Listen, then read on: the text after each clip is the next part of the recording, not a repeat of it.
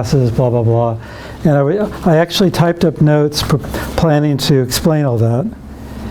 And then realized it's too much. So I typed up notes. I will make an amended strong Markov property notes and send it off to you. But I won't cover it in class. It's just, there are too many things to talk about.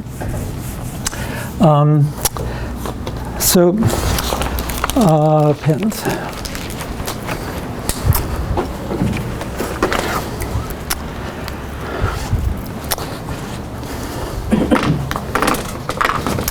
So last time we had a really funky result.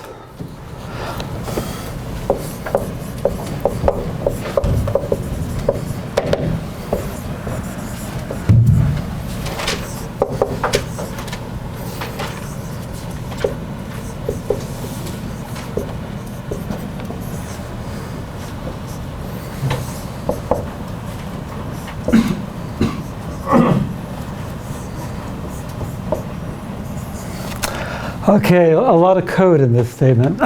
So SMP, the strong Markov property. And what the hell is that? So H tau is this shift operator. So we specialized to thinking about random variables, thinking about sequence space. So H is a random variable.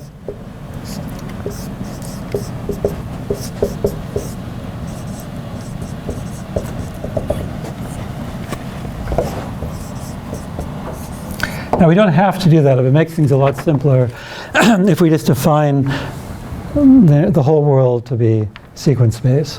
So every random variable is just a function in sequences, and this fancy thing here is just shifting everything. It's just removing the first tau terms.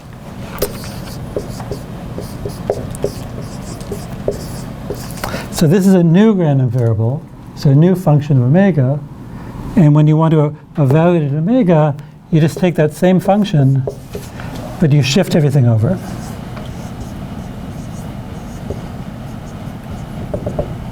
Okay? So that's what the left-hand side means, except for what the hell is that? I'm not going to review that. But intuitively, it's just, remember, sigma algebra is about information. Remember, Fn, which is denoted this, again, just review the first 5 pages of Bruce Hayek's book. You know, he says it all beautifully. So this is the smallest sigma algebra, you know, for which the first n random variables, you know, Markov chain variables are measurable. You know, basically machine learning types think of that as information up to time n. All right. So saying that a random variable is Fn measurable means it's a function of the first n variable. So it's something I can observe at time n. All right. Well, this, you know, is just something I can observe at time tau, where tau is a stopping time. And I won't review that either. Because the only stopping times we're really going to be thinking about are these first entrance times per set, first return times, things like that. Now, so what I'm going to do is I'm going to do things a little bit. I'm going to flip things around a bit in terms of these notes. So what I'd like to do is cover little bits of this of lecture notes number 2.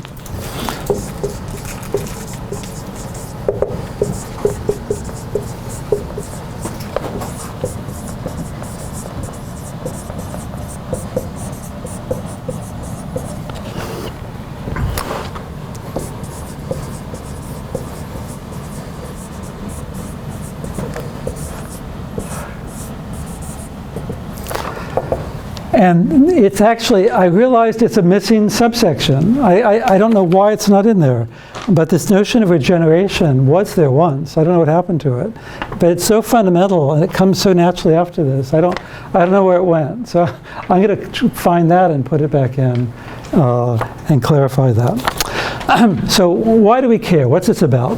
So what's the law of large numbers? You should have seen LLN before, law of large numbers. I'd like to be able to look at, well, I need some notation.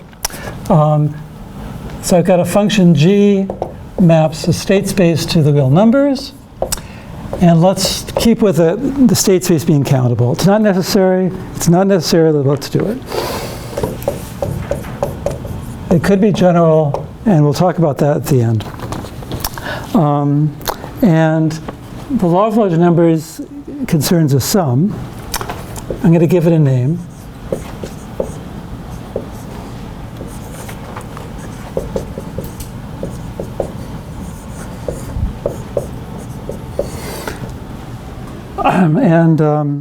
So again, the law of large numbers says what?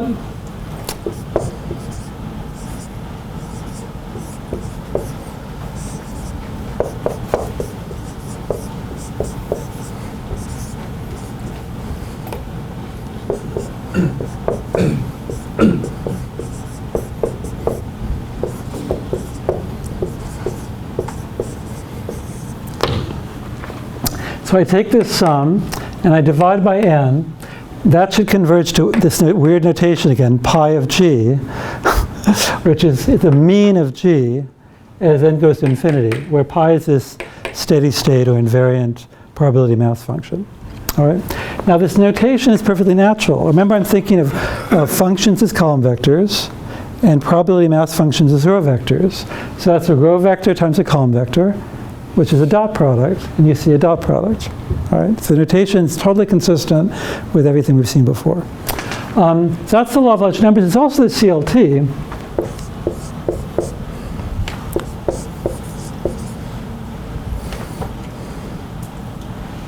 Or let's put it the other way around.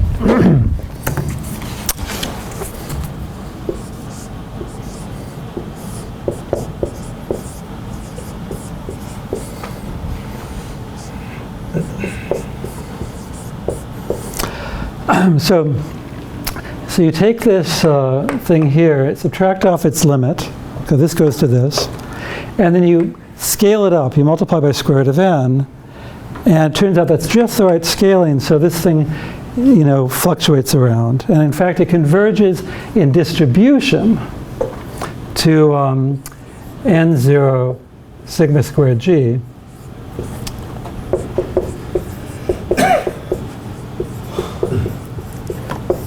And I'll let you remind you all what that means, okay? It doesn't mean that this converges almost surely to anything. This thing bounces around like noise, okay? And so, but it has a distribution, and that distribution converges in some sense to a Gaussian. Now, anybody have a guess what this is? If you think it's a variance, you're nuts. So, the thing is that this might be incredibly correlated, And when you square this, so basically the variance also will, typically also the variance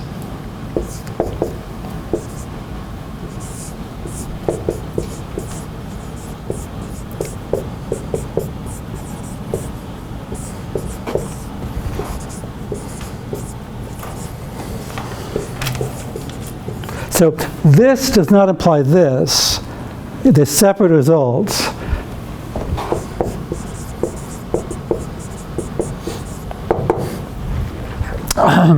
So typically, you actually look at the error and you square it, and you notice there's an n out front. So the square root of n squared is n. All right. So typically, that actually converges to this. And you can imagine when you square this monster, weird things happen because you've got a sum here that gets squared. And so you've got the correlation really matters. And so typically this is massive compared to the actual variance. All right. And in fact, what it really is typically, also typically,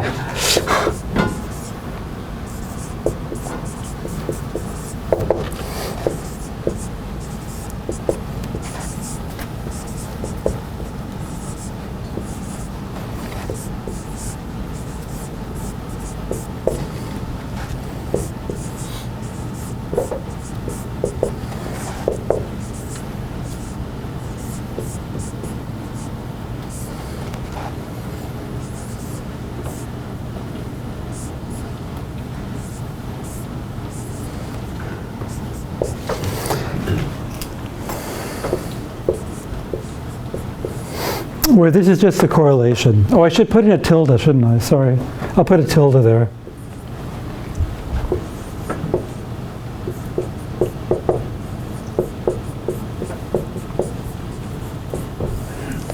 So whenever you see a tilde in this course, I'm normalizing to get a zero mean function.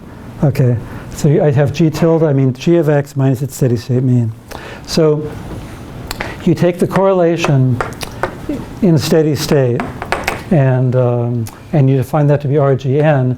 Why do I let n go negative? How about if I do this?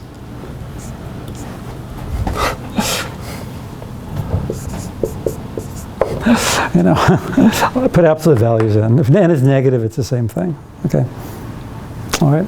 So, so that's something you might have seen before in a stochastic processes course. It's typical if you have a stationary process, the center limit theorem holds, then the center limit theorem variance is the sum of the autocorrelation function, which is this power spectral density evaluated at 0. So I could say that as well.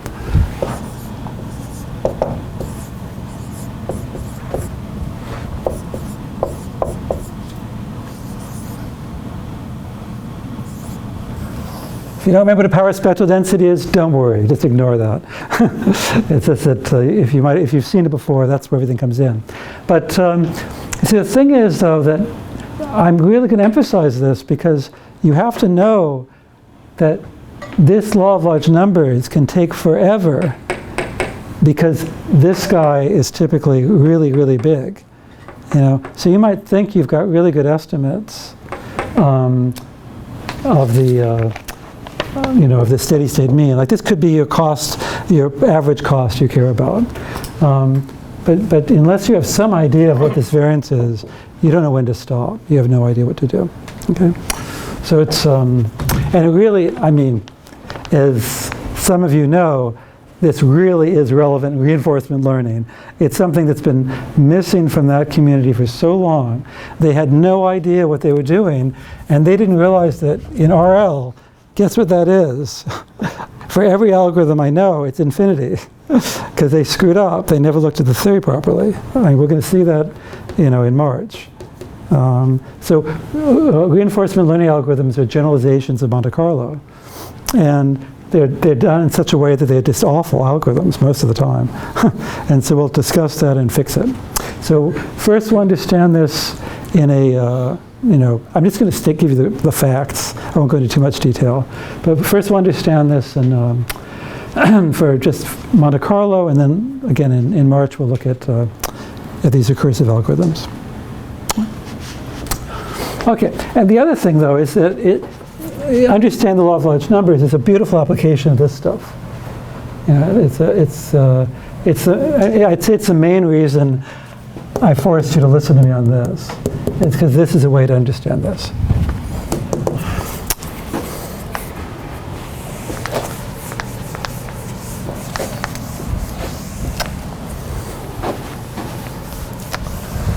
Okay, so this is not a math course, so I'm not going to go through and say lemma 1, lemma 2, lemma 3, proof, theorem, blah, blah, blah. I'm going to give you the main ideas,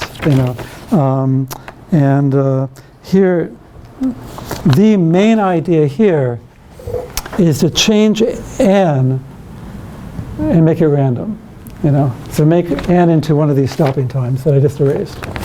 So here's the big idea.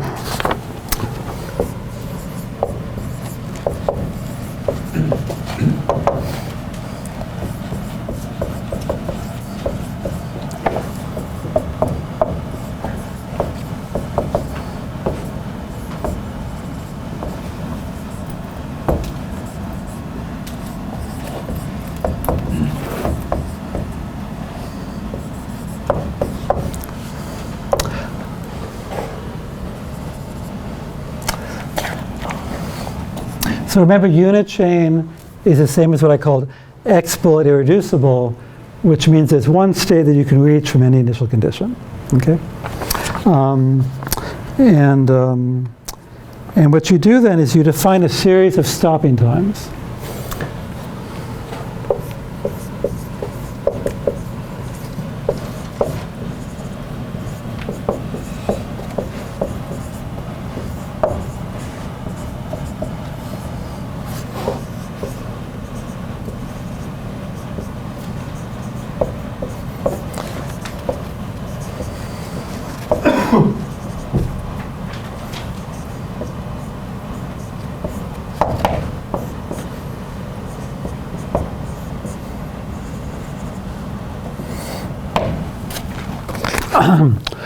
Okay, so so I've got, given I've defined my previous guy,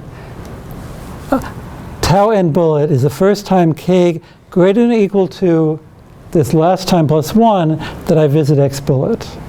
So basically, what is tau 1? Given this fact. Well, I'm looking at k greater or equal to 1, such that x equals x bullet. That looks familiar, right? That's my first return time. So that's what I denoted tau sub x bullet.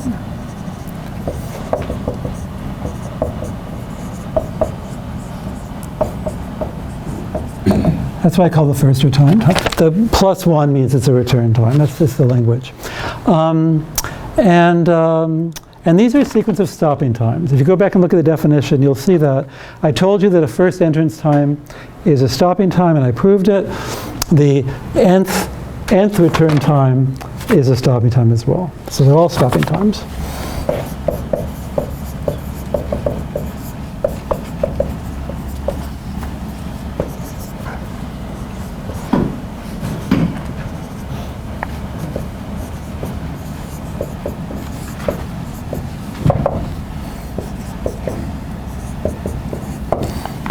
So by stopping time, I mean the event that tau n equals k is fk measurable.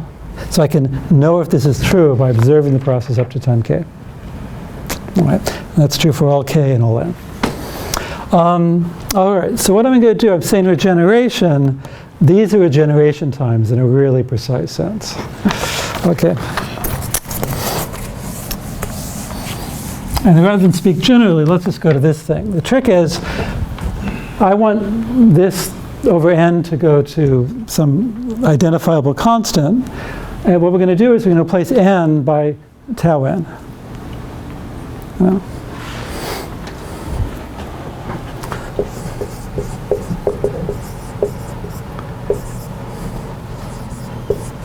let's see, we want tau n.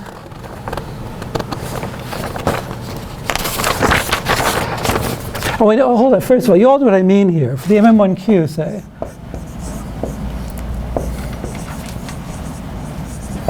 it's natural to take this thing to be 0.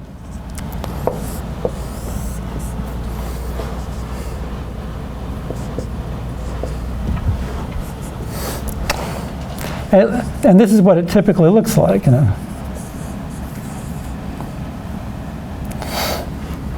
You know, and so there you've got tau 1, and there's nothing there. And it looks like there's a bunch of here. There's tau 2 bullet and tau 3 bullet. There were 2 consecutive stays at the origin, so they get bunched together. So there's one after the other, and there's tau 4 and so forth. All right. So it's a strictly increasing sequence, like that. Okay, so what I mean that I'm not proving everything is that I'm going to claim to you that if I prove a law of large numbers for this,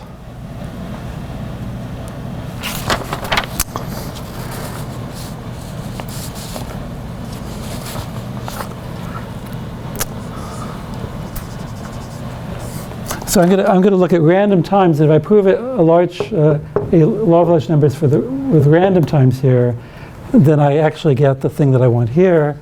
I'm not going to give you the details, you know, because it's a little bit messy to, you know, to justify that. You know, I want you just to get the idea. So why would you do this? You all can imagine, right? I can divide this into blocks. You know, I'm going to look at block 1, block 2, block 3, which is pretty boring. It's you know, length 1, and block 3, and so forth. So this sum, up to the nth time I've returned to this special state, is nothing but, well, what is it first? It's right there.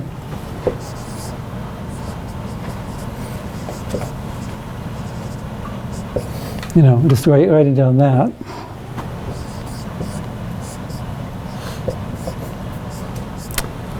And I'm going to write this down as ooh,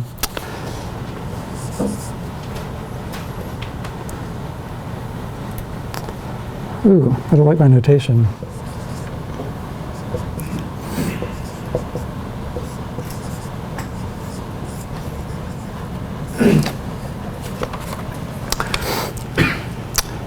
So these are the sums over the mth block.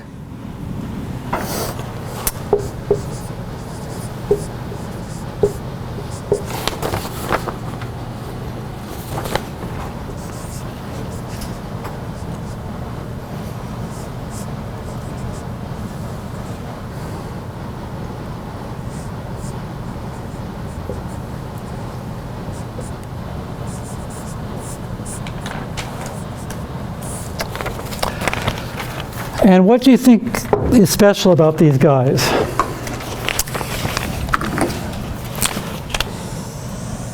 I know Thursday's lecture was pretty intense, but remember I said I have a dream, I said, wouldn't it be nice and all that stuff?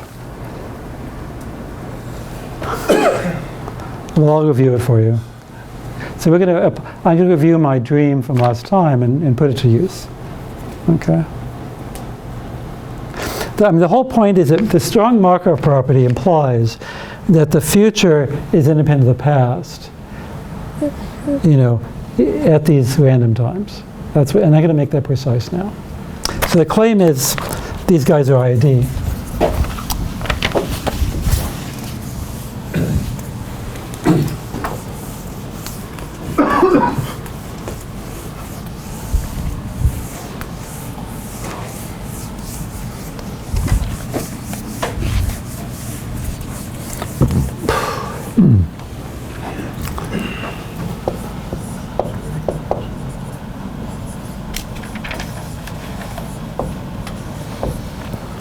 So the first guy's not. This first guy here, I didn't start at the right place. I started who knows where. So it's special. You see I'm summing from 0 to n minus 1. But the remaining guys are. So that first term I'll just ignore.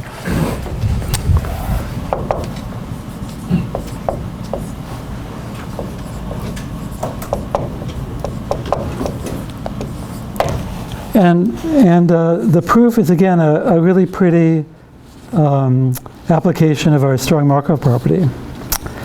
And let's do it, shall we? So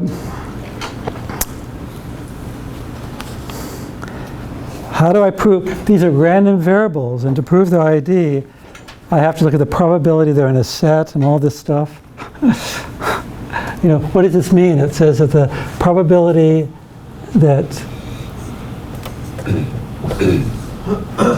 at least it implies this, the probability that this is in some set S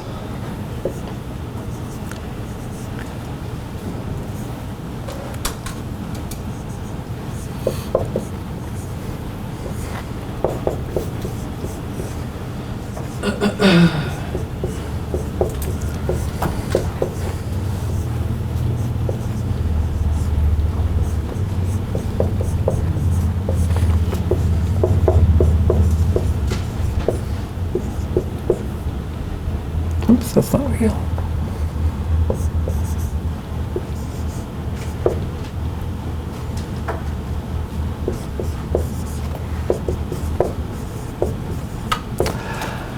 Okay, so these guys, these BGs, they're, it's hard to keep track of all this notation, I know, but these guys are real valued random variables, okay? And so when I talk about independence, I have to look at here's each pair should be independent, which means if I take any sets R, S, and R, which are in the real line, and Borel measurable, okay? Just, if you don't know what that means, don't worry about it. The joint probability has to be the product of the probabilities. And saying that their IID means the distributions should not depend on time. So you say you should have put an M there. Well, no, it doesn't matter what I put down here. 1, 2, 3, 4, it's all the same. All right? So the proof of this turns out to be trivial based on the strong Markov property. I mean, trivial, pretty easy. Let's do the hard part. Let's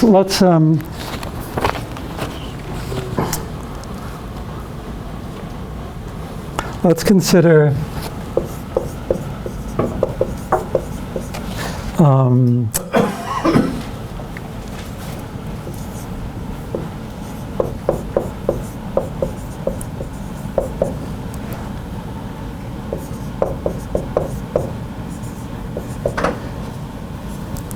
so, what about this?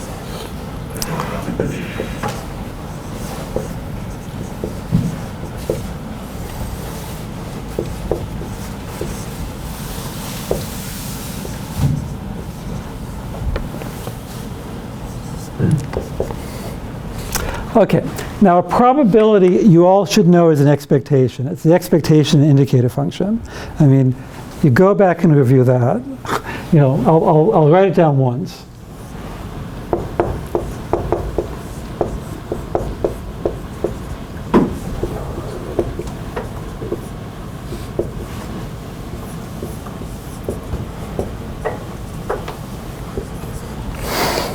The whole definition of probabilities is about expectations of indicator functions. It's equivalent, okay? So this is this logic function. It's 1 if this is true and 0 else. And the expectation of that is this. And so because it's an expectation, the strong Markov property tells us that this is actually equal to, I'll put a z there. Oh, wait. Yeah. So this is something tau n, ooh. 1 second. Give me 1 second. Make sure my notation's perfect.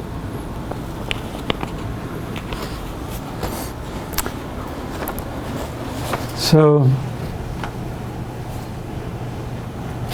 yeah, these blocks are going off into the future. Okay.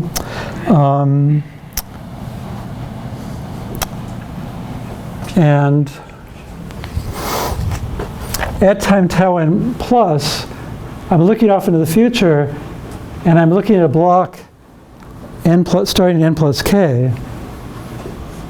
That's exactly shifting things. Let me make this really formal. That's the expectation.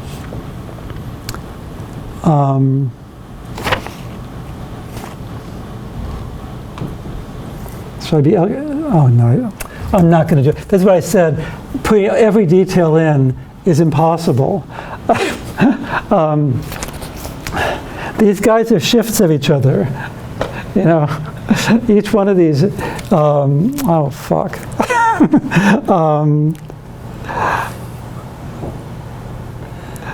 You know, this block here. If I shift by tau 1, I mean, if I can move. I'm moving this back to the origin. I'm just going to write it down. I'm going to write it down and we'll stare at it.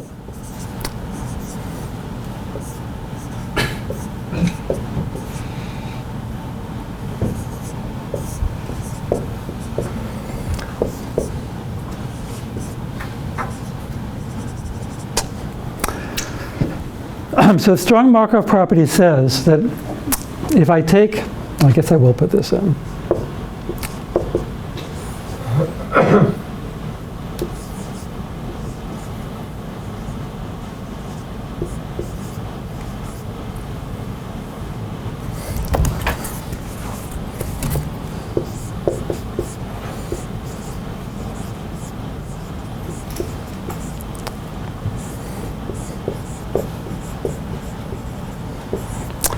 The strong Markov property says that if I take an expectation of something shifted by this random time tau, given events up to time tau, you know, that's the same as taking an expectation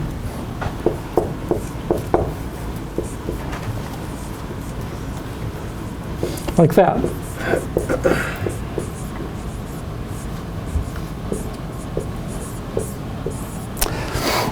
That's the strong Markov property. When I was writing these notes, I forgot just how delicate this all is. And so the fact that this is this you get from staring at this thing for a while, you know. Basically, starting from here, that's the 0th block, that's the first block, right? Starting from here, that's the 0th block, and that's the first block. That's all I'm saying. That's it. And so it's just, that's what the indices, the shift of indices just means that. And what is that? So this is what I was saying before. So this beautiful strong Markov property tells you that I can take the probability from initial state z, but then plug in a random variable for that z.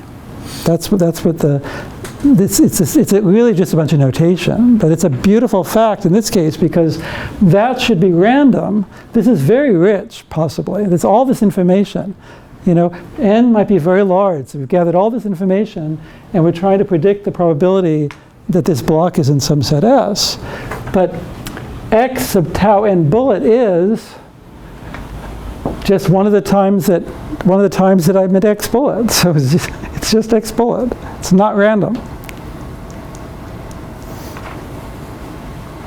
So this is deterministic. It's deterministic. It's so cool.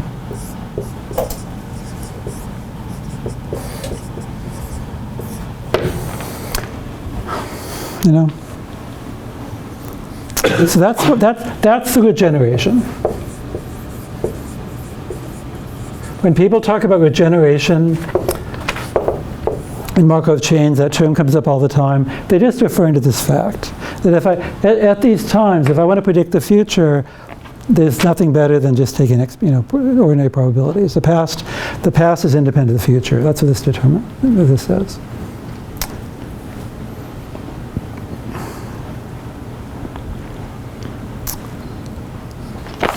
Okay. Now, another thing that you might have forgotten is that there's a smoothing property. It means I can take the expectation here.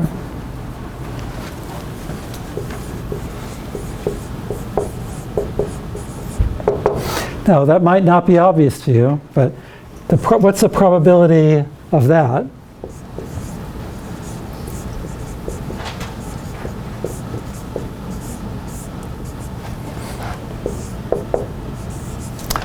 It turns out, because this is just this, I can use what's called the Tower property, the smoothing property, and the expectation of that is the expectation of that, which is just the expectation of that, which is a probability. So I'm just rewriting this thing here.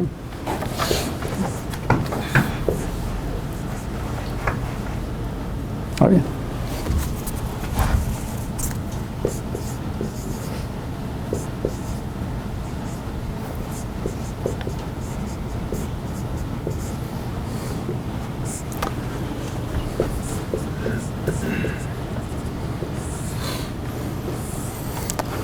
All right, so the expectation of that is that.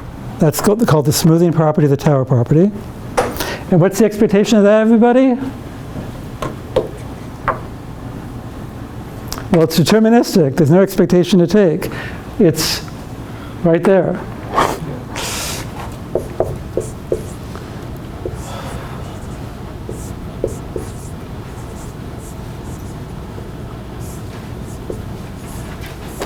And there it is. So this tells you that n here is arbitrary. So it gives you so we've established this independence of the distributions, right? The probability of this event depends on S, but it doesn't depend on n or k. Because I could say k equals 0, because we're starting at x dot, all right? And so I could set whatever you want, 0, 1, 2, it doesn't matter. And then for every other possible value, I get the same thing. Right? So I've proved the identically distributed part. And the independence follows. Do I need to prove it? I don't think I should. I don't know. What time is it? I'll make my notes available. So this,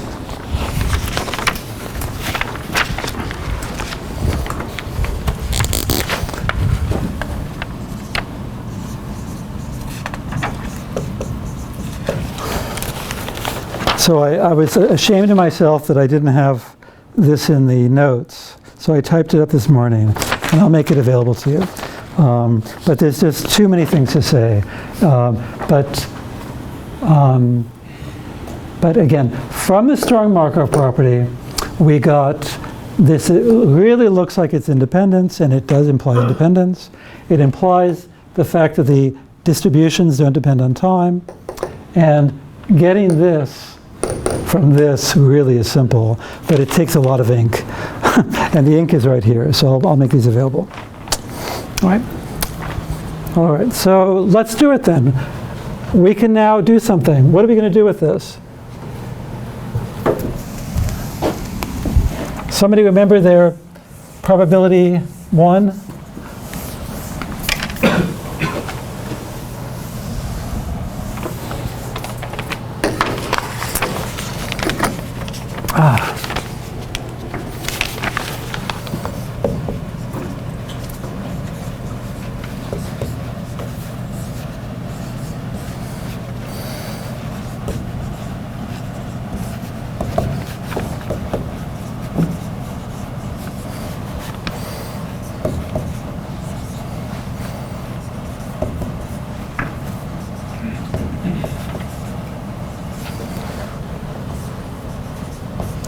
Okay, so the first term's annoying, okay? So let's take it outside maybe, I don't know.